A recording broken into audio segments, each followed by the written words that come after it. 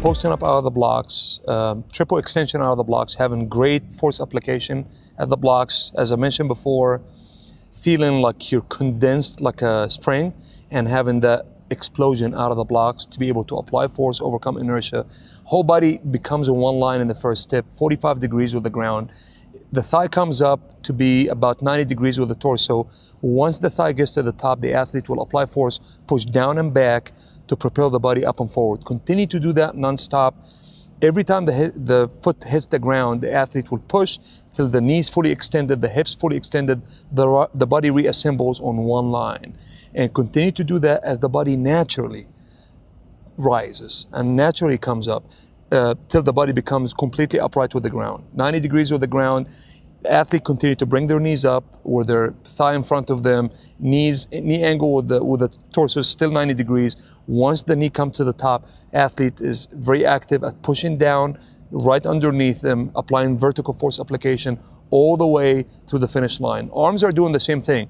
Out of the blocks, the back hand will come up. You're gonna hammer down and back, pushing with the arms down and back. The elbow extends, the shoulder extends as the body comes up. And once the body's upright with the ground, arms are going down, hammering down with the arms. The world-class sprinters, if you film them from the side and watch any video of a world-class sprinter, you see their arm almost completely straight as it passes the body back, which we always, a lot of the time, middle school coaches, high school coaches that are not very experienced, they ask the athlete to keep the knee angle at 90 degrees all the time, which this is not what really happens. We want the athlete to extend their joints, apply force, and as we mentioned before, force application is the limiting factor in faster sprinting.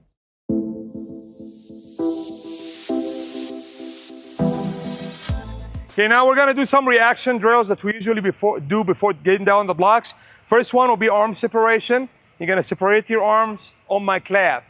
Set. Set. Okay, next drill, we're gonna separate the arms and use the legs, get a little knee extension, little hip extension. So jump in your place and separate your arms. Okay, set. Okay, a little bit quicker, Jim. Set. Now, as a coach, you want to play with the timing, make it shorter, make it longer, because we want to eliminate any anticipation and develop actual reaction. So one more time with that one, I might play with the timing, so no anticipation, please. Set. All right, that was great. Good job. Okay, next one, that's our last one. You're going to give me 8 strokes with the arms with no jumping, okay? On my clap. Set. Okay, one more time. Set. Great job.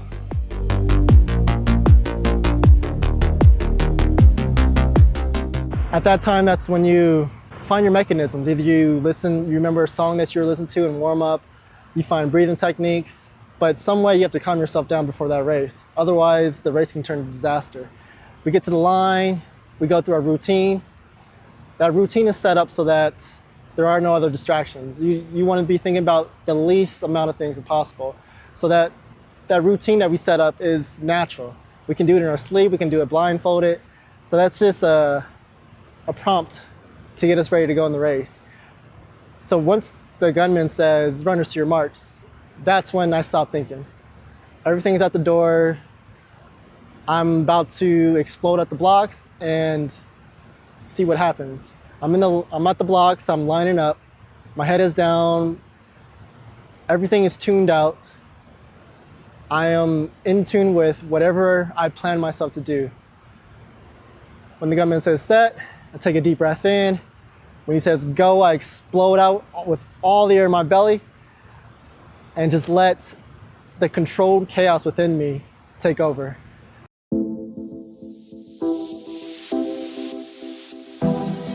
I guess I developed good reaction time by just focus. Quieting the mind and realizing that the gun is going to come next. And the moment that gun goes off, this is what I'm about to do.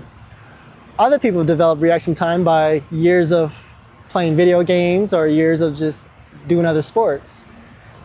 And I played multiple sports when I was young, so I was pretty athletic by the time I got to track. So reaction time was second nature. There's also those kids who I realized the most competitive people are the ones who play video games nonstop.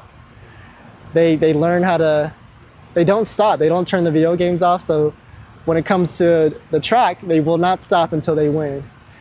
And so I feel like there's a lot to learn from video games. I don't play video games myself, but if I would have done it all over again, maybe I would have incorporated some stuff. But